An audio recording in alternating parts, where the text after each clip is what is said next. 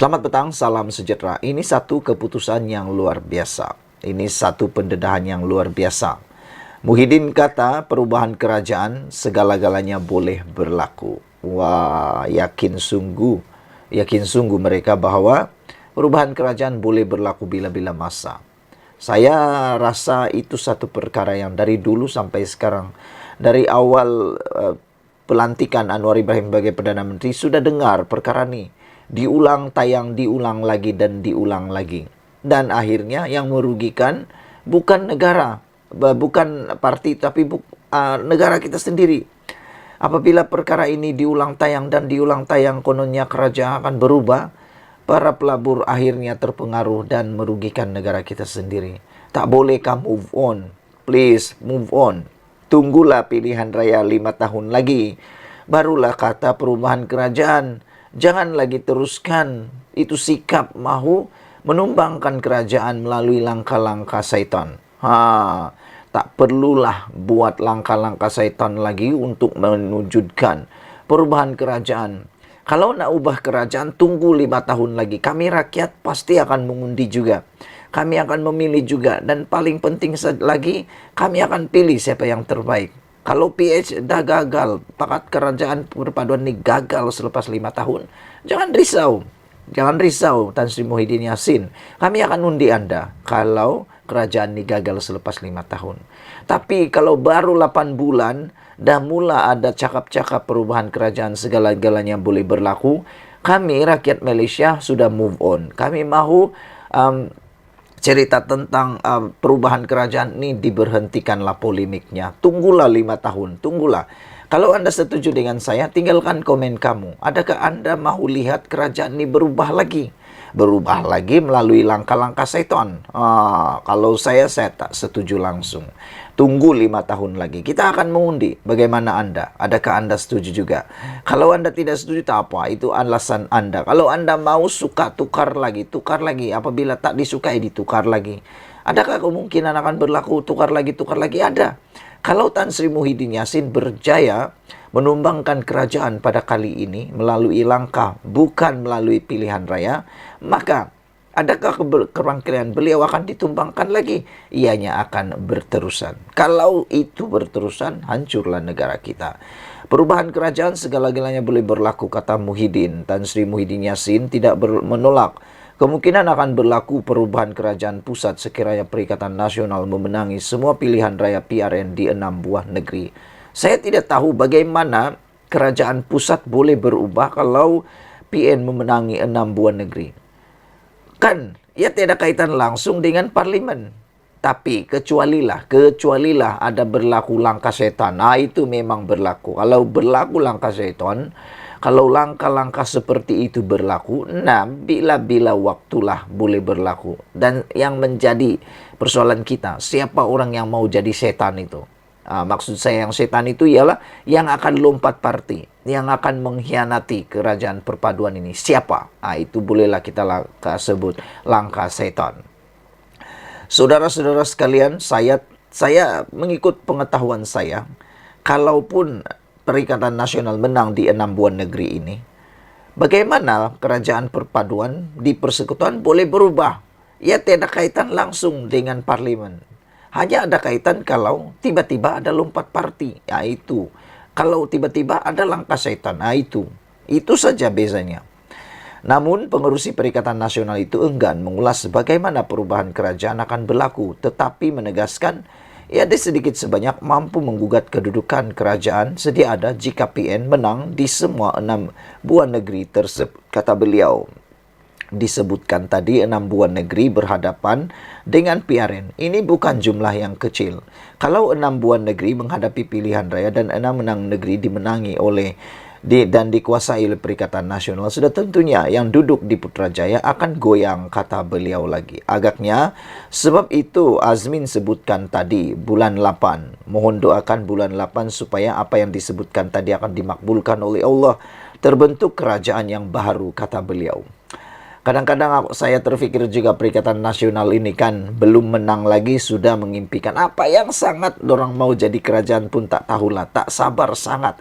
Adakah ini memang sikap Perikatan Nasional pun saya tak tahu. Tak sabar sangat nak jadi kerajaan. Tak sabar sangat nak nunggu 5 tahun lagi. Sabarlah bosku, sabar, sabar.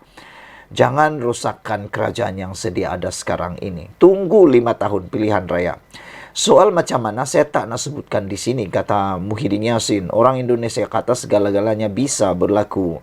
Katanya dalam ceramah perdana Jelajah Selangor Baharu di Kita Bangkit di Shah Alam. Pada Kamis, Perikatan Nasional mengesahkan akan bertanding di kesemua 245 kerusi Dewan Undangan Negeri DUN pada PRN kali ini meliputi Negeri Sembilan, Kelantan, Terengganu, Selangor, Kedah, dan Pulau Pinang. Sebelum itu dalam ceramah sama, pengurusi Perikatan Nasional Selangor Datuk Seri Azmin Ali mendakwa Perdana Menteri Datuk Seri Anwar Ibrahim akan dijatuhkan sebaik saja gabungan tersebut menang dalam PRN Selangor. Tak tahulah kita nak cakap apa kepada Azmin Ali ini. Dia sepatutnya lebih tumpukan perhatian kepada adakah beliau akan disaman juga macam Zuraida Kamarudin yang telah berjaya di arah bayar 10 juta. Mungkin itukah yang ditakuti oleh Azmin Ali? Kita pun tak tahu. Ikuti terus ulasan selepas ini. Selamat petang, salam sejahtera. Ini satu pengumuman yang paling besar penting Anda harus share. Mungkin pendek tetapi amat menggemparkan Malaysia.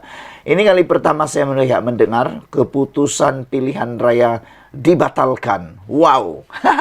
Ahli parlimen di Kuala Terengganu yang diwakili oleh PAS, kemenangannya dibatalkan oleh mahkamah hari ini. Wah, ini pasti memberikan satu tamparan yang besar kepada PAS juga Perikatan Nasional. Apa puncanya dibatalkan? Ikuti terus ulasan ini. Saudara-saudara sekalian, sila tinggalkan komen Anda tentang isu pada kali ini.